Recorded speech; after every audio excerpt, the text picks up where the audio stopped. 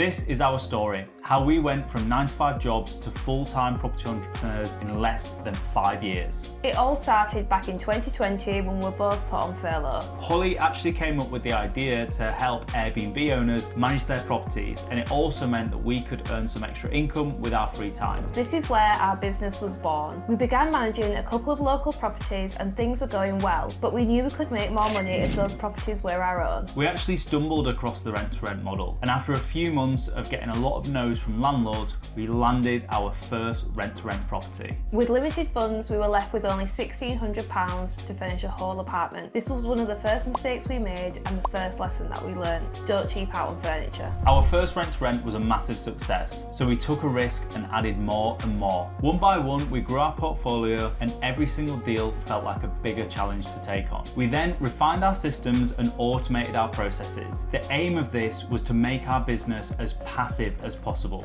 Our focus this whole time was to achieve financial freedom, and we had done this within a few years' time. However, we didn't realise the most important thing that we'd gained from rent-to-rent was time freedom. This has allowed us to do our favourite thing in the world. Travel. Not only has the rent-to-rent strategy allowed us to travel to different corners of the world, it's also allowed us to have amazing opportunities like featuring on a popular TV show. Now, our goal for the future is to continue expanding our portfolio with even more stunning properties, whilst having more amazing trips and experiences. Check out our profile to keep up to date with our journey and learn more about the rent-to-rent strategy.